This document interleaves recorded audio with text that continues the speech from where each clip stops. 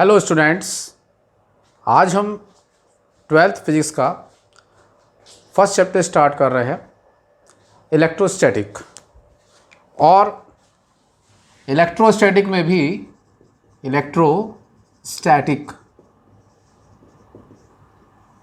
भी जो हमारा टॉपिक है, सबसे पहले हम पढ़ेंगे आवेश, वैद्युत क्षेत्र और कूलाम का नियम।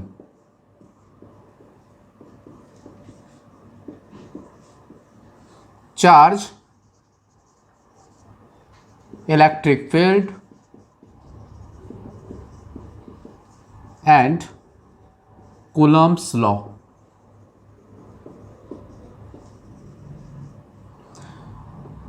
तो सबसे पहले मैं आपको जानकारी देना चाहूँगा आवेश चार्ज के बारे में,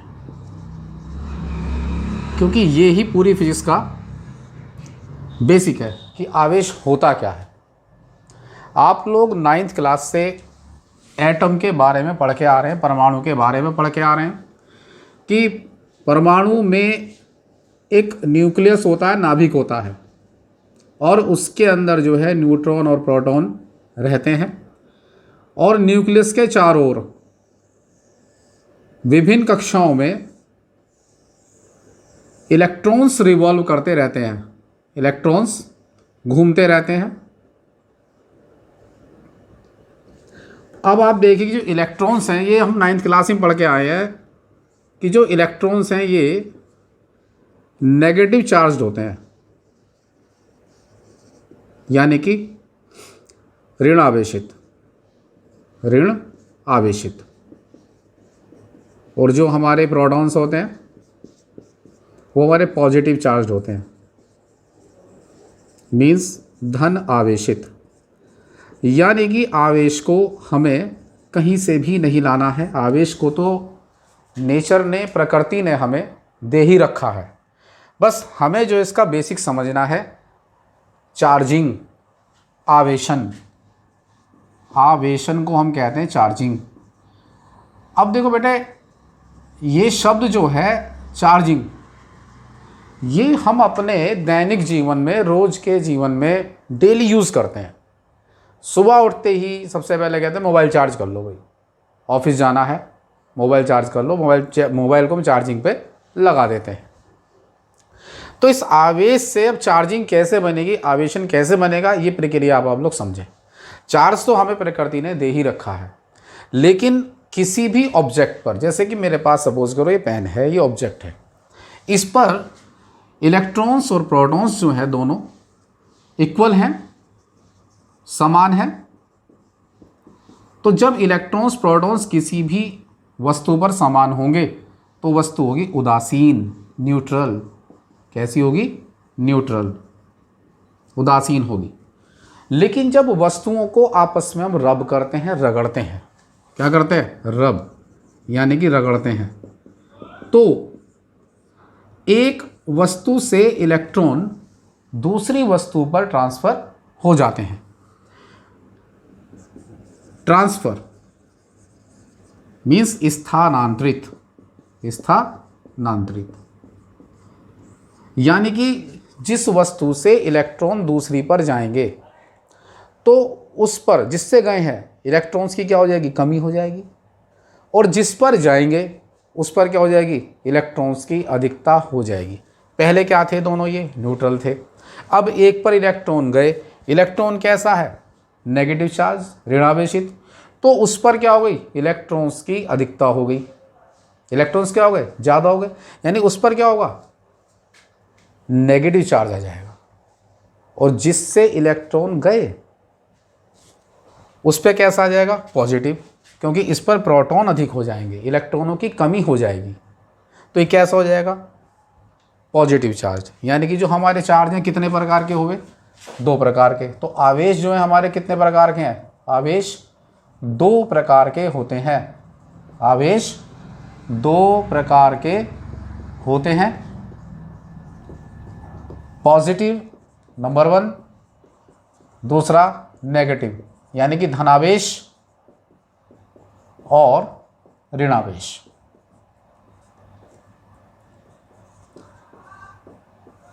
और इस पूरी प्रक्रिया को, इस पूरी घटना को हम कहते हैं आवेशन। क्या कहते हैं? आवेशन। यानी अब जो वस्तु हैं वे आवेशित कहलाएंगी। शुरू में कैसी थी? वो न्यूट्रल थी, उदासीन थी, लेकिन जब हमने रब करा, रब से इलेक्ट्रॉनों का ट्रांसफ़र हुआ और वे कैसी हो जाती हैं? हमारी आवेशित हो जाती हैं। अब बच्चों प्रश्न ये उठेगा आपके सामने कि सर ये इलेक्ट्रॉन ही क्यों ट्रांसफ़र होते हैं, प्रोटॉन क्यों नहीं होते? तो बेटे आप इस डायग्राम को देखो कि प्रोटॉन जो है वो न्यूक्लियस में बंधा हुआ है, नाभिक में बंधा हुआ है।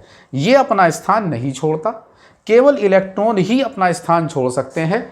इसलिए आवेशन की क्रिया में, चार्जिंग की क्रिया में इलेक्ट्रॉन ही उत्तरदायी होता है, प्रोटॉन कभी भी नहीं होता।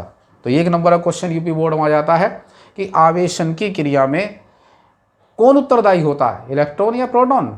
तो आप क्या उत्तर दोगे?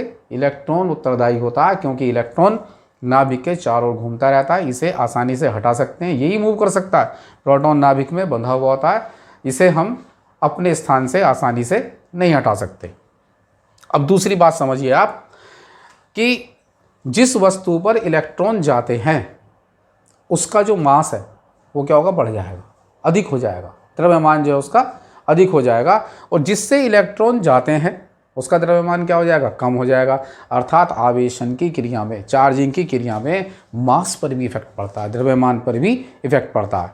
तो यदि कोई वस्तु धनावेशित होती है तो उसके मास पर क्या प्रभाव पड़ेगा? उसका मास जो है कम हो जाएगा, क्योंकि इलेक्ट्रॉन उससे जा चुके हैं। और जिस पर इलेक्ट्रॉन गए हैं उसका मास क्या होगा? बढ़ जाएगा। तीसरी बात यह कि जो सेम चार्जेस हैं, जैसे कि पॉजिटिव और पॉजिटिव, पॉजिटिव तथा पॉजिटिव, या पॉजिटिव नेगेटिव, या नेगेटिव तथा नेगेटिव, इन दोनों के बीच प्रतिकर्षण का बल लगता है। यानी कि इनमें ये रिपेल करेंगे एक दूसरे को। क्या करेंगे? रिपेल करेंगे, ये प्रतिकर्षण का बल लगेगा, क्योंकि इक्वल चार्जेस, समान चार्जेस हैं ये। और डिफरेंट चार्जेस यदि हैं पॉजिटिव और नेगेटिव के बीच, इनमें कैसा लगेगा? एट्रैक्शन का फोर्स लगेगा, यानी कि आकर्षण का। तो इससे क्या निष्कर्ष निकलता कि समान आवेशों के बीच प्रतिकर्षण और विपरीत आवेशों के बीच आकर्षण का बल लगता है। एक पॉइंट और मैं आपको बताना चाहूँगा यहीं पर कि आवेश को हम ना तो उत्पन्न कर सकते हैं न ही नष्ट कर सकते हैं। इस नियम को आवेश के संरक्षण का नियम कहते हैं, law of conservation of charge, क्योंकि चार्ज हमें प्रकृति ने दिया है। हम इलेक्ट्रॉन प्रोटॉन को ना ही तो उत्पन्न कर सकते हैं न ही नष्ट कर सकते हैं, इसलिए इस नियम को हम कहते हैं आवेश के संरक्षण का नियम। अब हम इन इलेक्ट्रॉन्स और प्रोटॉन्स को जो है डिवाइड भी नहीं कर सकते। सपोज करो आप इलेक्ट्रॉन का चार्ज, इलेक्ट्रॉन को हम E/2, E/4 में डिवाइड नहीं कर सकते। तो जो आवेश है हमारा वो E के पूर्ण गुणज के रूप में होगा, E के पूर्ण गुणज के रूप में ही होगा। यानी किसी भी वस्तु पर जो चार्ज है वो E के पूर्ण गुणज के रूप में होगा। 1E, 2E, 3E, Ne। अगर N इलेक्ट्रॉन्स उस पर हैं तो चार्ज होगा उस पर Ne। तो हमारे छोटा सा एक फॉर्मूला बन जाता है Q = Ne। क्या बन जाता है? यानी किसी भी वस्तु पर जो चार्ज है Q, वो इलेक्ट्रॉन्स का n गुना होता है, इलेक्ट्रॉन के आवेश का n गुना होता है। यहाँ E क्या है? इलेक्ट्रॉन का आवेश। n क्या है? नंबर ऑफ इलेक्ट्रॉन्स, यानी इलेक्ट्रॉनों की संख्या। तो n is the number of electrons, number of electrons, electrons की संख्या, and E is the charge of electrons, charge of electrons यानी कि इलेक्ट्रॉन का आवेश। ये क्या है? इलेक्ट्रॉनों की संख्या। तो किसी भी वस्तु पर जो आवेश बनेगा वो क्या बनेगा? Q = Ne। Q = मैंने अभी आपको बताया था कि हम जो है इलेक्ट्रॉन को डिवाइड नहीं कर सकते हैं, तो ये मैंने फॉर्मूला यहाँ बनाया था Q = Ne। तो N क्या है? अभी बताया था मैंने आपको, number of electrons, number of electrons, and E क्या है? Charge of electron, charge of electron यानी कि इलेक्ट्रॉन का आवेश। और बेटा जरा इसे भी याद कर लीजिए आप लोग, 1.6 इंटू 10⁻⁻19 कूलाम। अब इसके बारे में अभी बताऊँ थोड़ी देर में। सी का मतलब है कूलाम, मैं हिंदी में लिख दे रहा हूँ, इसका यूनिट है ये चार्ज की मात्रक। इस वैल्यू को अपने दिमाग के कंप्यूटर में फीड कर लीजिए आप, ये पूरी फिजिक्स में काम करेगा। इलेक्ट्रॉन का चार्ज, इलेक्ट्रॉन का आवेश, तो इसे कहते हैं हम आवेश का क्वांटीकरण।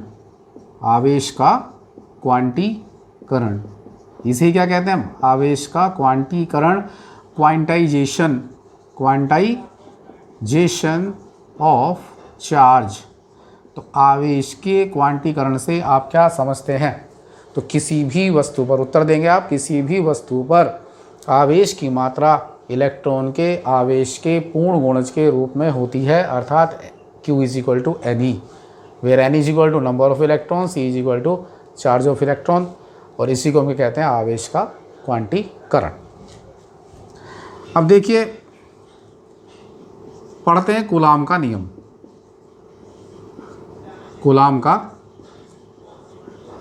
नियम, कूलम्ब्स लॉ।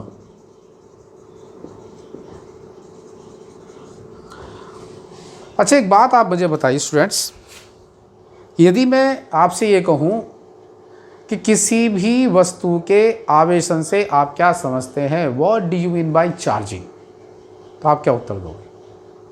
यूपी बोर्ड का क्वेश्चन है ये, यूपी बोर्ड में आया। तो आप कहेंगे कि किसी भी वस्तु के आवेशित होने का तात्पर्य यह है कि या तो उस पर इलेक्ट्रॉन्स की अधिकता होगी, यानी इलेक्ट्रॉन्स क्या हो जाएंगे, उस पर एक्सेस हो जाएंगे, या उस पर इलेक्ट्रॉनों की कमी होगी, या उस पर इलेक्ट्रॉन क्या हो जाएंगे, कम रह जाएंगे। प्रोटॉन से कोई लेना देना है नहीं, मैंने आपको बता दिया। तो किसी भी वस्तु के आवेशित होने का तात्पर्य यह है कि या तो उस पर इलेक्ट्रॉनों की अधिकता होगी या उस पर इलेक्ट्रॉनों की कमी होगी। चलिए पढ़ते हैं कूलम्ब्स लॉ। अब कूलाम वैज्ञानिक का नाम है, इन्होंने ये बताया कि यदि हम कोई 2 पॉइंट चार्जेस ले लें, देखो विशेष बात जो मैंने आपसे कहा, पॉइंट चार्जेस। पॉइंट चार्जेस का मतलब है कि ये जो है दोनों आवेश बहुत बड़े नहीं है, बहुत छोटे चार्जेस हैं, Q1 एंड Q2। यहाँ मैं आपको एक बात और बताना चाहूँगा कि जो हम आवेश को स्मॉल q या कैपिटल Q से रिप्रेजेंट हम करेंगे, प्रदर्शित करते हैं, ये ध्यान रखने की बात है। अब किसी बुक में स्मॉल q ले रखा, किसी में कैपिटल Q, तो आप जहाँ आपका हाथ सेट बैठे उसको आप यूज़ कर सकते हैं। इसका कोई हार्ड एंड फास्ट रूल नहीं कि बड़ा Q लें या स्मॉल Q लें। तो मैंने यहाँ पर 2 चार्जेज आपके ले लिए हैं, Q1 एंड Q2, और इनके बीच की दूरी है स्मॉल r।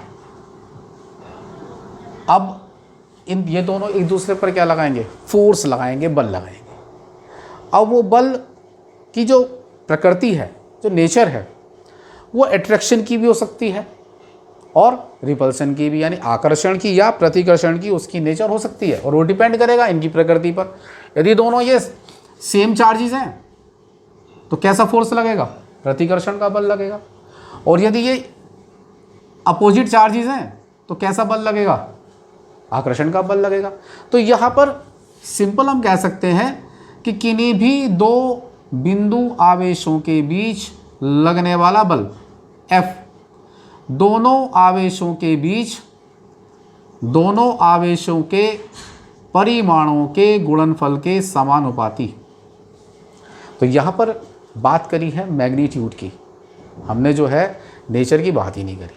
तो किसी करी दोनों आवेशों के परिमाणों के गुणनफल, मल्टीप्लिकेशन हो रहा है, के समानुपाती होता है, तथा उनके बीच की दूरी के वर्ग के व्युत्क्रमानुपाती होता है, दूरी के वर्ग के व्युत्क्रमानुपाती होता है। This force is directly proportional to the multiplication of magnitude of the charges and inversely proportional to the square of the distance between the charges।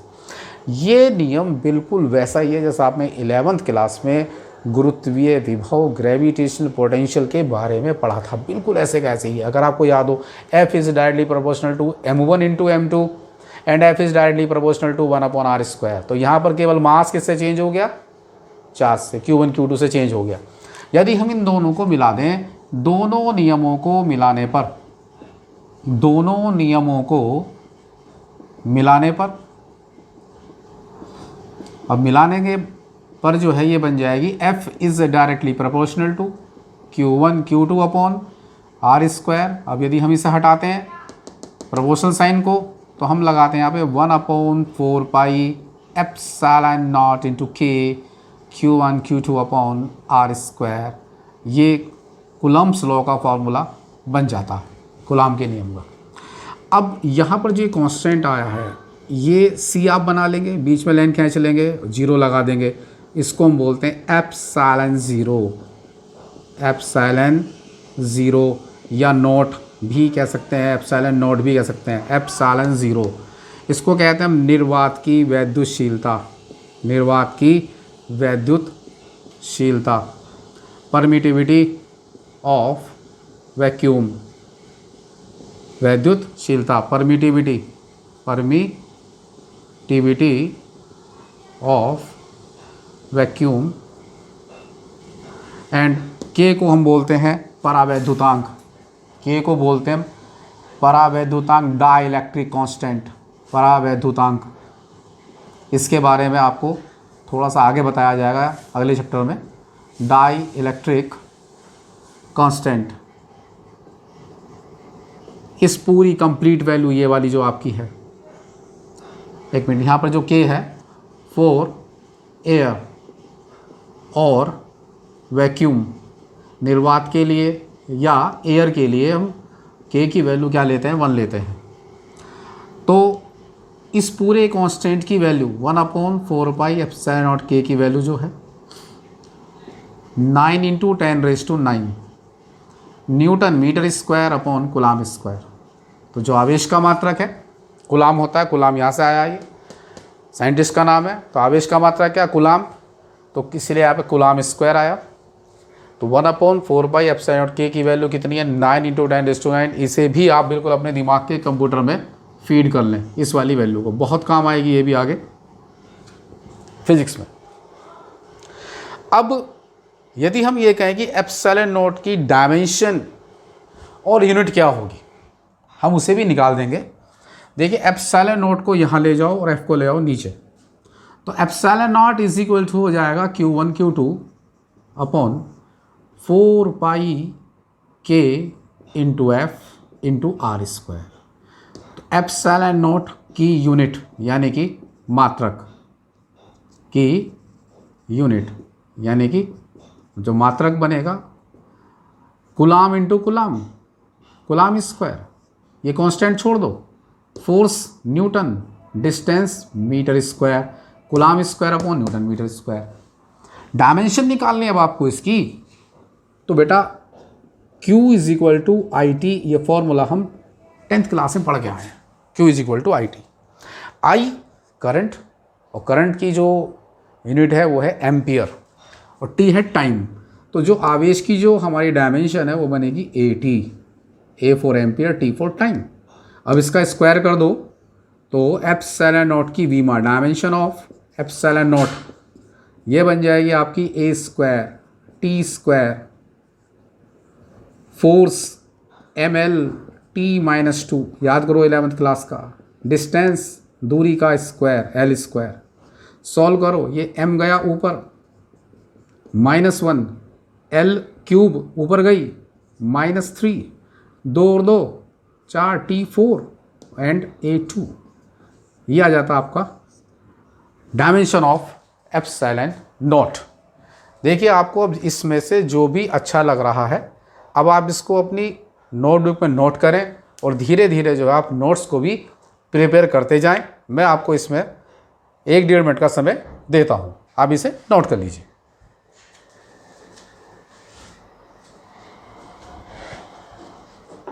रुक दी।